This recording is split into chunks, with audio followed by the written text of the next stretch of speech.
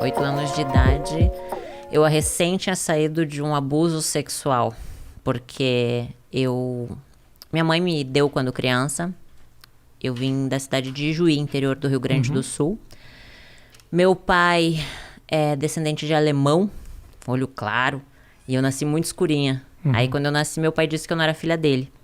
Minha mãe tinha 14 anos de idade, uma criança, não tinha condições financeiras de me criar e me deu para uma família. A família que era para me cuidar, o homem bonzinho, aos olhos de todos, era o que me abusava dos 2 aos 8. As minhas memórias são entre 6 e 8 anos, então alguns flashes mais pequenininha.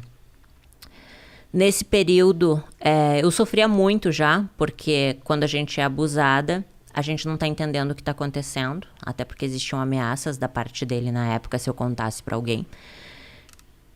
Fui contar pra minha mãe só aos 21 anos, em uma crise onde eu culpei ela. Então tinha muita mágoa da minha mãe, muita mágoa do meu pai. Aos 8 anos, a minha mãe de criação viu esse homem me abusando. E eu amava muito ela, era uma professora de português lá em Juí. E ela cuidava com muito amor de mim, sabe? Eu via nela uma mãe, só que ela não poderia continuar me mantendo lá por causa dos abusos dele, porque ela viu e me devolveu para minha mãe, só que não contou nada para ela. Antigamente as pessoas ficavam casadas, né? Não se separavam por nada, então ela não poderia se separar daquele homem porque ela tinha construído uma vida com ele.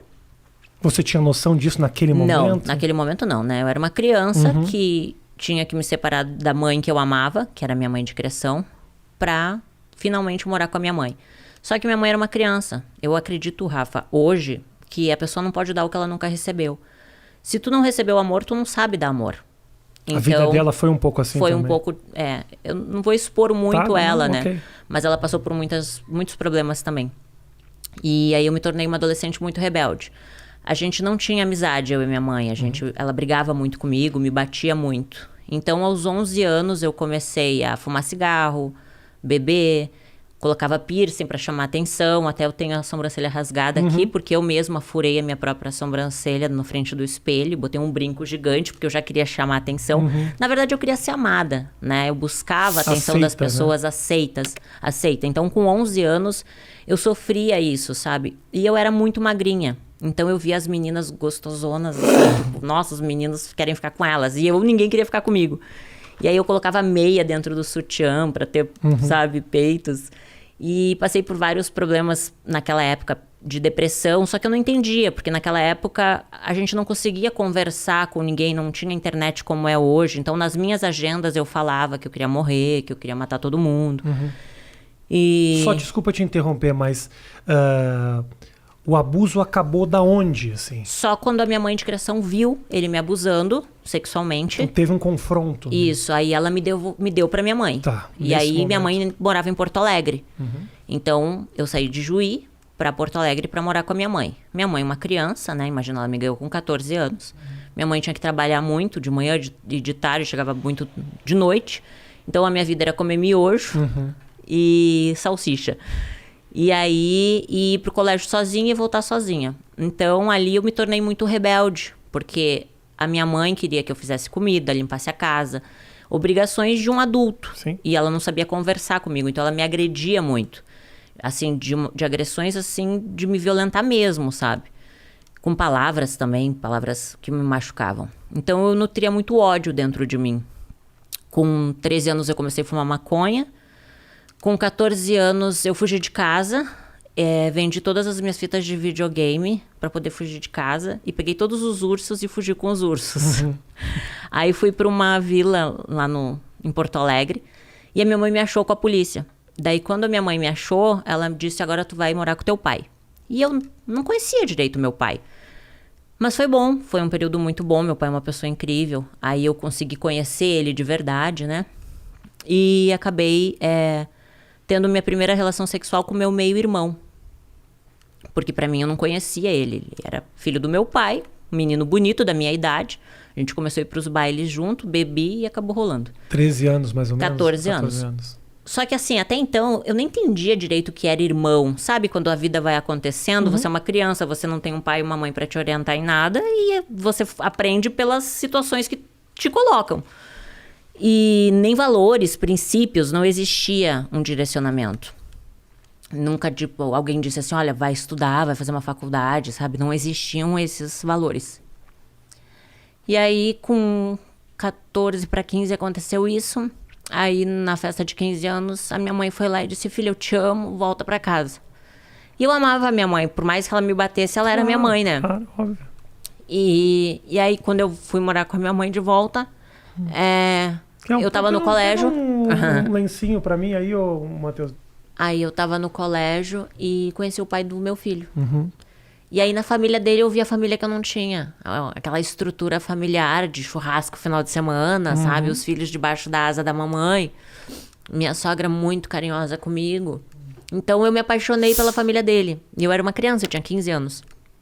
Aí o meu ex-marido, na época, tinha 16, uma criança também. Sim. Mas a gente, nessa idade, a gente acha que a gente é adulto. Aí a gente queria ter um filho. Então, imagino também que a sua vontade de amadurecer era para escapar de muita coisa que da infância não tinha sido das melhores. E a minha mãe me batia até no rosto. Imagina eu aos 15 anos apanhando no rosto, sabe? Era uma forma de fuga. O casamento foi uma fuga. E aí eu me casei achando assim, bom, agora eu vou ter minha casa, vou ter minha família, né? Vou ter o meu filho, vai ser para sempre. Só que quando eu me casei, eu era uma criança. Então eu morava com a minha sogra e foi maravilhoso. Aos 21 anos, quando a gente foi morar sozinho, eu e ele, a gente comprou um apartamento, eu me vi uma criança cuidando de outra criança, mimada, porque minha sogra me mimava, eu não sabia cuidar da casa. Então eu brigava por causa de um copo de água na pia, uma toalha em cima da cama, sabe? Então nosso casamento virou um inferno, porque eu não sabia ser uma boa esposa, eu não sabia. Difícil, você era uma criança. Eu era uma criança. E aí, aos 21 anos, só que ali, Rafa, a ambição cresceu dentro de mim. Porque eu comecei a ver as pessoas... Sabe quando você começa a ver o mundo? Pô, a pessoa tem carro. Eu quero ter um carro, sabe? Eu quero me vestir bem. Você começa a ver que existem pessoas que crescem financeiramente. Então, eu era coordenadora de RH de uma empresa de marketing promocional em Porto Alegre. Eu comecei como demonstradora no supermercado.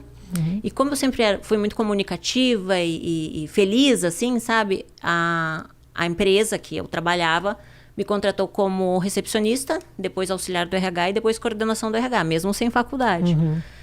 E aí eu dava o meu melhor, sabe? A primeira a entrar, a última a sair, sempre fiz direitinho o meu trabalho e sempre cresci assim. Aí com 21 anos, meu casamento acabou e aí eu me vi cheia de conta para pagar. Na época, eu contratava meninas para fazer evento nas feiras. Perfeito. E aí, quando eu falei com uma amiga minha, que eu tava com uma crise financeira, ela disse, olha, eu tenho uma amiga que fechou numa casa noturna e ganhou R$500. Eu disse, pá, R$500? O que ela fez? Ela tirou roupa? Então eu vou tirar roupa. Claro. Só que não foi bem o que aconteceu, né? Eu entrei... Eu não queria te interromper, essa história, ela tá muito bem contada, essa história, mas eu tenho um momento que a gente estava conversando, antes da gente do trabalho na noite, que foi esse momento, teve um momento aqui que a gente estava conversando que você se emocionou, que foi quando você falou do começo dessa relação lá atrás. Por que especificamente esse ponto é um ponto muito sensível para você? Desculpa te interromper. Na verdade, assim, quando mexe muito na infância, é muito difícil, né, Rafa?